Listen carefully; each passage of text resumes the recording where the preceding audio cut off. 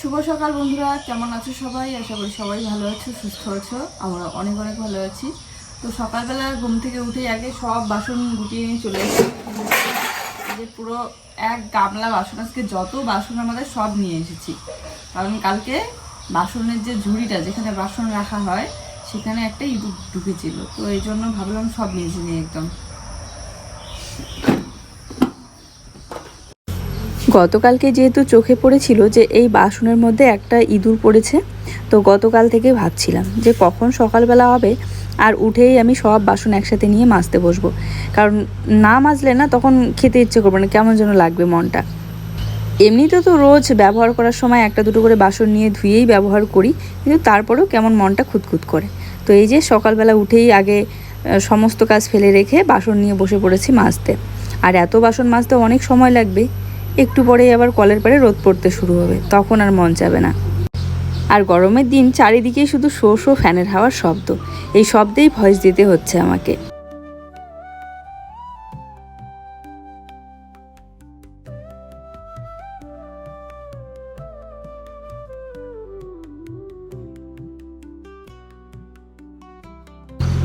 এই যে আমাকে কলের পাড়ে কাজ করতে দেখে সকাল সকাল ঘুম থেকে উঠেই চলে এসেছে কলের পাড়ে। আর এসেই দেখো কি করছে, জল নাড়ছে হাত দিয়ে পা দিয়ে। ওর এটা অভ্যাস, জল দেখলেই নাড়াচাড়া না করে থাকতেই পারে না। আর জল নাড়াটাতেই ওর সমস্যা হয়ে যায়। তবুও এখন গরমের দিন বলে কিছু বলছি না। আর গরমের দিনগুলো মোটামুটি ও সুস্থই থাকে, দেখতেই পাও তোমরা ভিডিওতে। যাক, বাসনের গামলাটা এতটা ভারী হয়েছে, ওকে বললাম একটু নিয়ে গিয়ে দাও তো। তো এনে দিল, এখন গুছিয়ে রাখবো। তার আগে দেখো পেনশিটগুলো একটু মুছে নিচ্ছি। আর গ্যাসের কথা অনেকেই বলো যে নতুন করে বই বানিয়ে নিতে। বই আর কি বানাবো, এবার আমার নামে একটা সিলিন্ডারে নিয়ে নেব। সেই অনেক দিন ধরেই ভাবছিলাম, কিন্তু নেওয়া আর হচ্ছে না। কারণ সংসারের তো বুঝতেই পারো, একের পর এক নানান ধরনের চাপ থাকে। আর যেহেতু দিন চলেই যায়, কারণ গ্রামের বাড়িতে গ্যাস ছাড়াও উনুনে রান্না করা যায়, তো এই জন্য আর নেওয়াও হচ্ছিল না। শীতকালটা তো বলতে গেলে বেশিরভাগ ওই রাতের বেলা বলো আর দিনের বেলা বলো, যখনই রান্না করেছি উনুনেই রান্না করেছি। অনেক দিন হয়ে গেল তাছাড়া গ্যাস ভরানো হয় না। তো এবার ভাবছি গ্যাস আর গ্যাসের চুলা নিয়ে তবেই আমি গ্যাসে রান্না করব। হ্যাঁ, অনেকেই বলেছো যে একটা নামেই দুইটা সিলিন্ডার নেওয়া যায়, আবার অনেকেই বলেছো যে একটা নামে একটাই সিলিন্ডার পাওয়া যায়। তবে আমি এখনও আলোচনা করিনি, কারণ আলোচনা করলেই তো নিতে হবে, তাই না? কিন্তু যখন হাতে টাকা থাকবে তখন আলোচনা করব। এখন তো বর্তমানে নেওয়া হবে না, কারণ একটা চুলা আর একটা সিলিন্ডার নতুন করে নামে নিতে গেলে কমসে কম তো 5-6 হাজার টাকার মতো লাগবেই। তবুও যদি বিপিএলভাবে না পাই, এপিএলভাবে নিতে গেলেও অনেক টাকার প্রয়োজন, তাই না? তো এই জন্য কয়েকদিন পরেই আলোচনাটা করব। আর জুইকে ওইদিকে বসিয়ে দিয়েছি, ওকে বলছি যে ছাতু খাবে নাকি, বলছে জল বিস্কিট খাবে। তাই জল বিস্কিট দিয়ে বসিয়ে দিয়েছি। বড় একটা করে মেরি বিস্কিটের প্যাকেট নিয়ে আসলে অনেক দিন পর্যন্ত যায়। সকালবেলাটা সন্ধ্যাবেলাটা ও জল দিয়েই ভিজিয়ে খায়, দুধ দিয়েই খায়। কিন্তু যেদিন করে দুধ থাকে না আর কি, নিয়ে আসা হয় না, সেদিন করে জল দিয়ে খায়। এখনকার দিনের সবথেকে একটা বাজে অভ্যাস কি জানো, ফোনের রিচার্জ শেষ হওয়ার 2-3 দিন হতে না হতেই সিমটা একদম আউটগোয়িং ইনকামিং সব কল বন্ধ করে দেয়। তো এই জন্য বাবা ফোন করতে পারছে না আমাকে, দুধ কোন সময় নিয়ে আসবে না আসবে, 2 দিন এই জন্য মিস গেল। তো আমি এদিকে বাসনগুলো জায়গা মতো গুছিয়ে রেখে এখন ভাবছি যে একটু চাল বসিয়েই দেই ভাত, কারণ কারেন্ট আবার কোন সময় যায় আসে কোনো ঠিক নেই। তো ভাতটা একটু আগে করে রাখলে জুসোনাও একটু পড়াশোনা করার পর খেতে পারবে। সকালবেলাটা সেদ্ধ ভাত হোক আর যে কোনো সবজি হোক খেলেই পরে দুপুরবেলা না খাবেই। আর জল বিস্কিট খেয়ে কি এত বেলা পর্যন্ত থাকা যায়? ওই 10টা-11টা বাজতে না বাজতেই এত খিদে পেয়ে যায়। তো জুইয়ের জন্য একটু চাল বসিয়ে দিলাম। আর স্টোকে কয়েকটা খড়ি রেখে দেই বলতে গেলে এই রান্নাঘরের এক কোণায়, এই জন্য দেখতে কোণাটা অগোছালো লাগছে খুবই। কারণ কয়েকটা খড়ি রাখতেই লাগে, ধরে নাও কারেন্ট নেই বা রান্নাটা তখন করতেই হবে, তখন কি করব? তো এই জন্য কয়েকটা মোটা খড়ি নিয়ে এসে রেখে দিয়েছি। তাছাড়া কয়েকদিন আগেই তো এই উনুনে এতদিন পর্যন্ত রান্না করেছিলাম। তো আমি চলে আসলাম এদিকে সবজি তুলতে, দেখি আজকে কি কি সবজি জোগাড় করে বানানো যায়। আজও বলেছে বাজার থেকে সবজি নিয়ে আসবে না, তো এদিক থেকেই বাড়ির পিছনের দিকে চলে আসলাম। পুঁই শাকের পাতা, মিষ্টি কুমড়ো শাকের পাতা যা পাবো সেটাই কেটে নেবো। পুঁই শাকগুলো না খেয়ে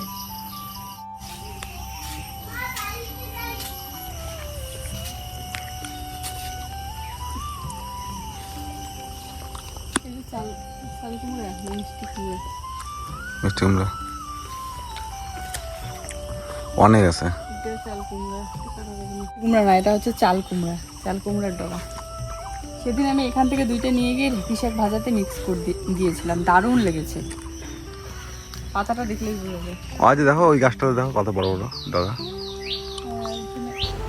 খাওয়ার মতো তো অনেক কিছুই আছে, সবজি, কচু ঘেঁচু অনেক কিছুই আছে, কিন্তু তোলাটাই হচ্ছে কথা। এই কয়েকদিন ধরে ভাবছিলাম কচু শাক তুলবো, কিন্তু এই রোদে আর কচু শাক তুলতে যেতে ইচ্ছে করলো না। তাছাড়া আমি তো খাই কচু শাক, ও খেতে চায় না। এই দেখো কি সুন্দর একটা ঝিঙা ধরেছে, এটা আমার বাড়ির সামনের দিকে ছিল, ওখান থেকে নিয়ে এসে পিছনের দিকে লাগিয়ে দিয়েছি। আর হচ্ছিল অনেক দিন ধরেই, ফল হচ্ছিল কিন্তু পড়ে যায়। আর এখানে দেখো কত বড় একটা লঙ্কা হয়েছে। শেষ পর্যন্ত এই একটা সবে ঝিঙার ফল আছে গাছের মধ্যে, কিন্তু দেখবে যখন একটা দুটো ফল ধরা শুরু করে দিবে, যখন ফলটা থাকবে তখন আরও কিন্তু অনেক ফল হয়। এদিকে মিষ্টি কুমড়াও হয়েছে অনেক বড় বড়। তবে ভাই মাছির যে অত্যাচার, মাছি সব শেষ করে দেয়। শাকের ডগা তো আমি প্রচুর দেখতে পাচ্ছি, কিন্তু সবগুলোতেই একটা দুটো করে ফল ধরেছে, তাই নিতে পারছি না, বেছে বেছে একটা দুটো নিয়ে নিচ্ছি, যেগুলোতে আর কি ফলগুলো নষ্ট হয়ে গিয়েছে। যতগুলো দেখা যাচ্ছে মিষ্টি কুমড়া, ততগুলোই যদি হতো তাহলে তো বাজার থেকে সবজি কেনার প্রয়োজনই হতো না, অনেক খাওয়া যেত, তাই না? তো গতবার এখানে একটা চাল কুমড়োর চারা লাগানো হয়েছিল, গাছের লেবু গাছটার মধ্যে উঠেছিল, প্রচুর ফল দিয়েছিল। গরম লাগে এটা। এতদিন পর এখানকার বেগুনের চারাটা বেশ ভালো হচ্ছে, কি আশা ধরছে।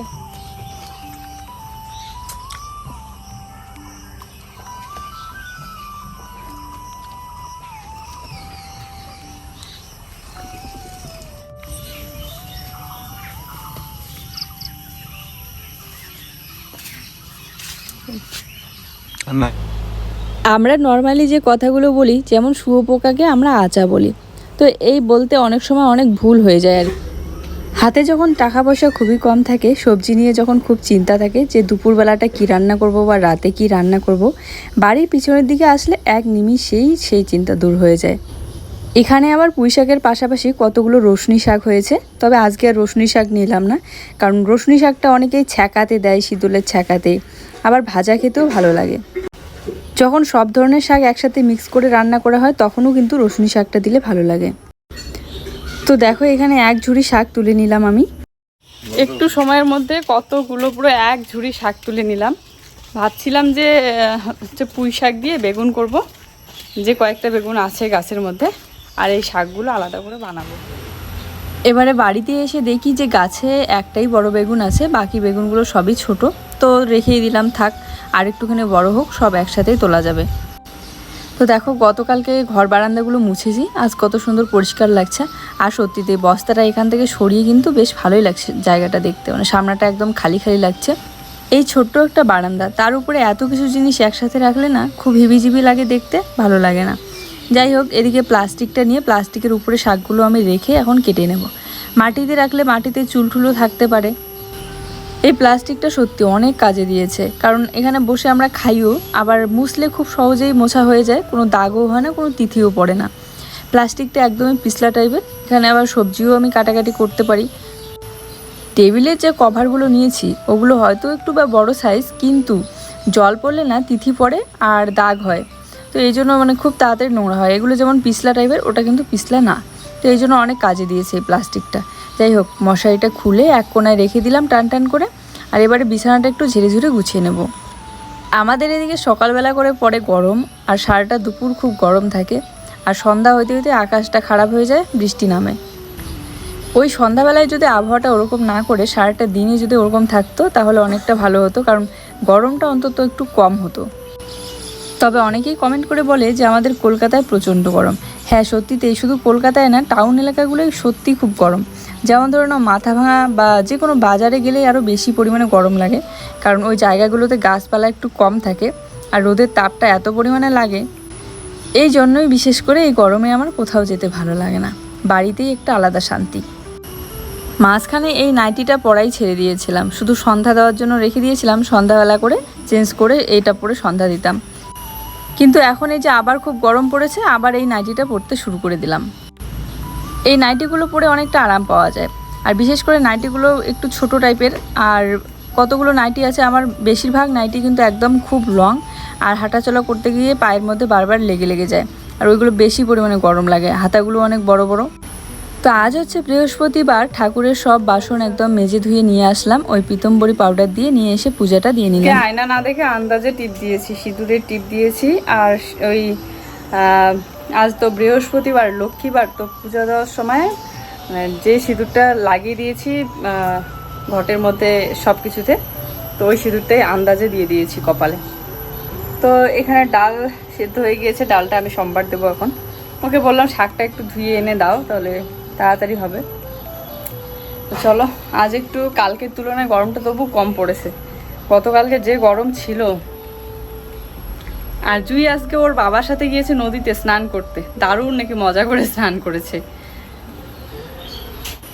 তবে একটু দেরি হয়ে গেল, এদিকে পূজা দিয়ে রান্না বসিয়ে দিয়েছি। এই যে তোমাদের কথা কত কাজে লাগে বলো তো। তোমাদের কথা মতো এক দিদিভাই কমেন্ট করে বলেছিল যে ছোট্ট বাসনে ডাল সিদ্ধ দিতে, তাই কিন্তু আমি স্টিলের এই হ্যান্ডেল হাতারের মধ্যে ডাল সিদ্ধ দিই 2 দিন ধরে। তো বেশ ভালোই তাড়াতাড়ি সিদ্ধ হয়ে যায়। আর ভাবছি এবারে স্টিলের কড়াইটা নিলে আরও তাড়াতাড়ি রান্না করা হয়ে যাবে। এই কড়াইটাতে সত্যি অনেকটা সময় লেগে যায়, পুড়ে না ঠিকই, কিন্তু অনেক সময় লাগে। এবারে প্রত্যেক দিনের আমাদের দুপুরবেলার খাওয়া দাওয়াতে ডালটা থাকছেই কয়েকদিন ধরে। তো তার সাথে আজকে তো শাক বানাবোই, শাকটা কেটে ধুয়ে নিয়ে এসেছি। আর গতবার গরমের সময় করে প্রত্যেক দুপুরবেলায় ডাল বানাতে বানাতে ডাল বানানো এতটা অভ্যাস হয়ে গিয়েছে যে ডালটা খুব সুন্দর বানাতে পারি। ডাল তো অনেক ধরনের হয়, কিন্তু সব থেকে বেশি ভালো লাগে আমার মুসুর ডাল আর হচ্ছে মাসকলাই ডাল। মুগ ডালটা বেশি একটা ভালো লাগে না, তবে হ্যাঁ কীর্তনে যখন বানায় তখন কিন্তু ওই ডালটার আলাদাই স্বাদ হয়, ভালোই লাগে খেতে। তো এখানে এই যে পাঁপড়টা ভেজে নিচ্ছি। আর কীর্তনে যে মুগ ডালটা বানায় ওটাতে দেখবে অনেক সময় অনেক কিছু সবজি অ্যাড করে হয়তো বা ঘিও দেয়, এই জন্য স্বাদটা বেশি ভালো লাগে। তাছাড়া আমি মুগ ডালটা বেশি একটা ভালো বানাতেও পারি না। অনেকবার অনেকেই ইউটিউবে অনেক রেসিপি দিয়েছে, কিন্তু মুগ ডালটা আমার বেশি একটা পছন্দ না, তাই ট্রাইও করি না। যাই হোক, এখানে রসুন আর কাঁচা লঙ্কা কেটে একটু তেলে ভেজে নিয়ে শাকগুলো আমি দিয়ে দিলাম এর মধ্যে। এবার একটু লবণ দিয়ে ঢেকে রাখবো। কোনো কিছু অ্যাড না করে যখন আমি শাক বানাই তখন 2 ধরনের মানে 2 ভাবে রান্না করি। হয়তো বা যদি ভাজা করি তাহলে আগেই রসুন আর কাঁচা লঙ্কা কেটে ভেজে নিয়ে তারপরে শাকটা দেই।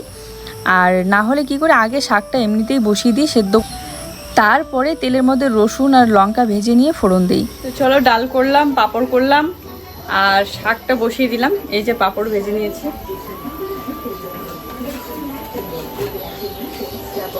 পাঁপড় ভাজা। আজ আবার গোল পাঁপড় নিয়ে এসেছে, বড় পাঁপড়গুলো। এই পাঁপড়গুলোই আবার খেতে ভালো লাগে। আর কতগুলো পাঁপড় আছে একদম দোকানে যে ওই চিপসগুলো পাওয়া যায়, চিপসের মতো গোল গোল ছোট, তো ওগুলোর থেকে এই পাঁপড়গুলো খেতে ভালো লাগে। দুই খেলছে স্নান করে এসে, ওইদিকে টিভি দেখছে, ফ্যানের হাওয়া খাচ্ছে, আর আমি রান্না করছি। সবজি, থালা, লেবু সব কিছুই সাথে নিয়ে বসে পড়েছি ভাত পারবো। এখন দেখি ভাতটাই রান্নাঘরে আছে, নিয়ে আসিনি, তাই এত হাসি হচ্ছিল। পাঁপড় ভাজা আর বড়া ভাজা করলে ভাত খাওয়ার আগেই অর্ধেক শেষ হয়ে যায়, কারণ এমনিতেই খেয়ে নেয় জুই আর জুইয়ের বাবা, একটু করে টেস্ট করে আর কি। আমিও খাই মাঝে মধ্যে, ভালো লাগে।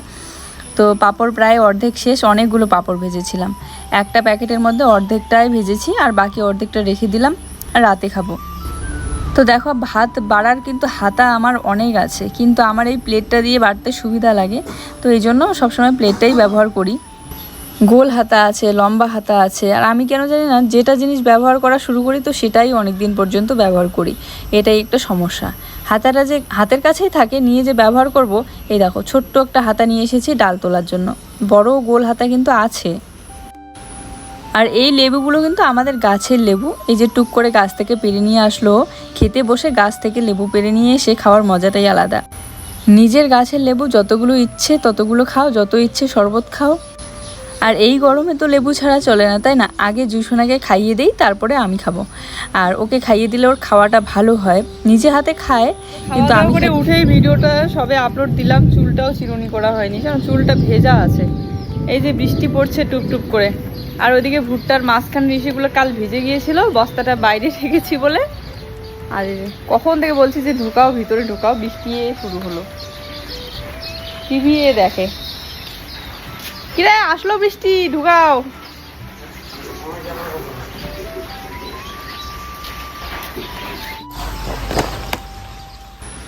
সারাটা দিনে কাজকর্ম করার শেষে এত সুন্দর একটা বৃষ্টি আসলো, আবহাওয়াটাও ঠান্ডা হলো, কিন্তু আমার মুডটাই খারাপ হয়ে গেল, একটু রাগ উঠছে।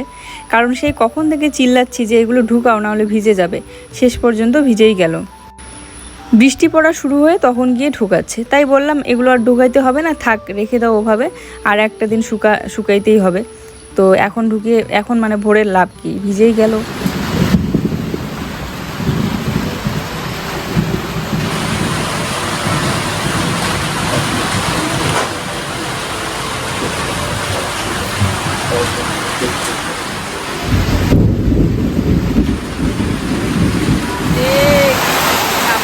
বর্ষাকাল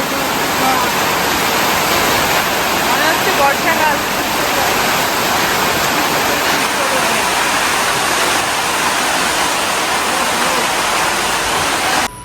সেই বিকেলবেলাতে বৃষ্টি শুরু হয়েছে, দেখো এদিকে সিমেন্টের বস্তাটাও ভিজে যাচ্ছে, চোখ পড়েনি তো ভিজেই গেল। তো এখন আমি টেনে টেনে একটু সরিয়ে রাখি। আর এই যে শুরু হয়েছে বৃষ্টি, একদম রাত 7টা কি 8টা পর্যন্ত একদম বৃষ্টি ছিল একটানা। আর তার সাথে ছিল মেঘের গর্জন, কিন্তু বৃষ্টি না কমতে আমি ঘুমাইতেও পাচ্ছিলাম না, এদিকে চিন্তায় ছিলাম, এদিকে ঘুম পাচ্ছিল, কারণ এরকম আবহাওয়ায় বৃষ্টিতে আর কোথায় যাব। কিন্তু কারণ চিন্তায় ছিলাম এটাই যে বাসনগুলো আমার এখনও মাজা হয়নি, খাওয়া দাওয়া করে সবে উঠেছি, তাতেই বৃষ্টি নামলো। তো বাসন না মেজে রাখলে রাতের তো আবার খাবার বানাতে হবে, খেতে হবে, তো এই জন্য ওরকম করে ভিজেই আমি বাসনটা মাজলাম আর কি উঠে। দেখো বৃষ্টি হওয়াতে ভালোই হয়েছে যে ঘরের ওয়ালগুলো ভিজলো। তো এখন বাজে রাত 9টা, সেই সন্ধ্যা থেকে কারেন্ট যাচ্ছে আসছে, কারণ সন্ধ্যা না বিকেল তখন কয়টা বাজে, 4টা বাজে, 4টা থেকে শুরু হয়েছে মনে হয় বৃষ্টি, আকাশ খারাপ, বিদ্যুৎ চমকাচ্ছে, এদিকে মানে কালো মেঘ, এই সন্ধ্যা পর্যন্ত 7টা পর্যন্ত বৃষ্টি হলো। তারপরে বৃষ্টি কমার পর কারেন্ট যাচ্ছে আর আসছে। এই যে আমার বাচ্চা পড়াশোনা করে বইটাও গুছিয়ে রাখেনি, গুছিয়ে রাখো। তো আমি এদিকে ভাতটা বসিয়ে দিলাম, আর যেহেতু কারেন্টে রান্না, এই জন্য কারেন্টের ডিস্টার্বের জন্য একটু অপেক্ষা করছিলাম কখন ঠিকঠাকভাবে কারেন্টটা থাকবে। দেখো তো কোথায় উঠতেছো, পড়বা। তো এই যে এখন কারেন্টটা ঠিকঠাক মতো আছে, ভাতটা বানিয়ে নিই। আর ডাল আছে দুপুরবেলাকার, বড়া বা পাঁপড় একটা করবো। উফ, দেখো তো কেমন করে ডাল পাঁপড় করবো। চলো, আমার মুখটা লাল দেখা যায়, আমার মুখটা হলুদ দেখা যায়। গুড নাইট বলে দাও, বলো গুড নাইট, বলো good night, good night, good night. আচ্ছা দুষ্টু একটা বাচ্চা। বান্দিয়ে সাট্টু টুর কি গান দেবো? সাট্টু টুটুর গান। সাট্টু টুটু, এটা আবার কেমন গান? সাট্টু টু টু টু টু। সাট্টু টুটু টুটুর গান। হ্যাঁ, সাট্টু টু টু টু টু। বাচ্চারা করে এটা গানটা। কি জানি নামটা ভুলে গেছি তো। সাট্টু টু। তো পাঁপড় তো ভেজে নিয়েছি, তার সাথে ভাবলাম একটু বড়া বানানো যাক। আলুটা আমি ভাতের মধ্যে সেদ্ধ দিয়েছিলাম, হাত দিয়ে একটু চটকিয়ে নিয়ে জিরার গুঁড়া, তারপরে হচ্ছে আদা বাটা দিয়েছি একটুখানি, লবণ, হলুদ আর বেসন দিয়ে ওই আলুর বড়া বানিয়ে নিলাম। এই যে ভাতটা শুধু করে নিলাম, ডাল তো দেখতেই পাচ্ছ কতগুলো আছে, দুপুরবেলাকারই একটুখানি ভাতও আছে। তো চলো, আমার বড়া ভাজা কমপ্লিট। আজকের ভিডিওটা এই পর্যন্তই। সবাই ভালো থেকো, সুস্থ থেকো, দেখা হচ্ছে নতুন ভিডিওর সাথে। সবার জন্য রইল অনেক ভালোবাসা। ভিডিও ভালো লাগলে অবশ্যই একটা লাইক, কমেন্ট, শেয়ার করে দিও। টাটা, শুভরাত্রি।